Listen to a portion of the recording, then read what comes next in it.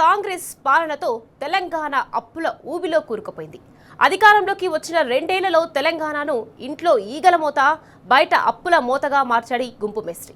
కేంద్రం విడుదల చేసిన లెక్కలతో రేవంత్ అప్పుల బాగోతం పట్టబయలైంది. ఈ ఏడాది రాష్ట్రాలు చేసిన అప్పుల్లో తెలంగాణ టాప్ 3లో చేరింది. పెద్ద రాష్ట్రాలైన మహారాష్ట్ర, తమిళనాడుతో అప్పుల్లో తెలంగాణ పోటీ పడుతోంది. చేసిన రుణాలతో అభివృద్ధి లేదు, పాడు లేదు, కానీ అప్పులు మాత్రం ఫుల్ అయ్యాయి. ఈ ఏడాది 3 క్వార్టర్స్లో 69,300 కోట్ల అప్పులు చేసినారు రేవంత్ సర్కార్. ఇక మరో క్వార్టర్లో తీసుకునే రుణాలతో ఈ ఏడాది లక్షల కోట్లకు చేరనున్నాయి. ఇక దేశంలో అతిపెద్ద రాష్ట్రమైన ఉత్తరప్రదేశ్ కంటే రెట్టింపు అప్పులు చేశాడు రేవంత్.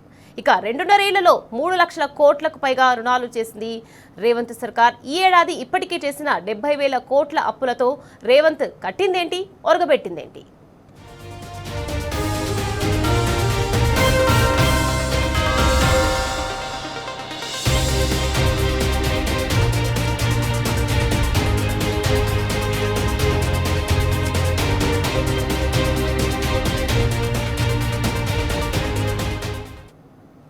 రైట్, తెలంగాణ అప్పులపై మరింత సమాచారం మా ప్రతినిధి సురేష్ ద్వారా తెలుసుకుందాం. సురేష్, చెప్పండి. ఇక 2.5 ఏళ్లలో 3 లక్షల కోట్లకు పైగా అప్పులు చేసింది కాంగ్రెస్ ప్రభుత్వం. దీనికి సంబంధించి డీటెయిల్స్ ఏంటి సురేష్?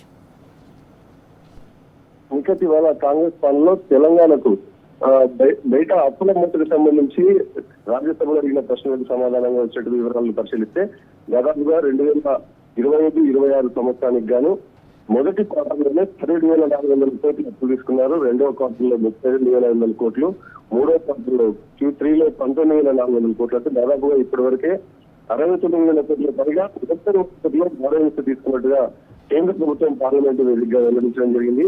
2025-26 ఆర్థిక సంవత్సరంలో తొలి 3 క్వార్టర్లోనే తెలంగాణ ప్రభుత్వం ఈ బారోయింగ్స్ తీసుకున్నట్టుగా తెలుస్తుంది.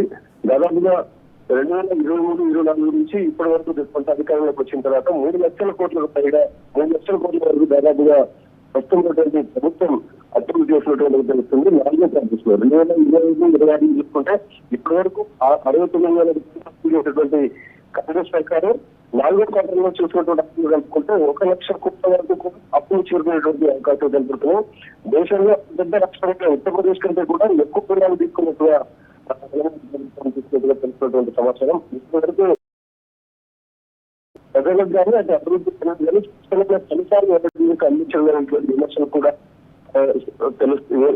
చేయడం జరుగుతుంది. రాష్ట్ర ఆర్థిక పరిస్థితిని కాంగ్రెస్ ప్రభుత్వం అప్పుడు విమర్శలు కూడా వస్తున్నటువంటి పరిస్థితి. Right, thank you Suresh.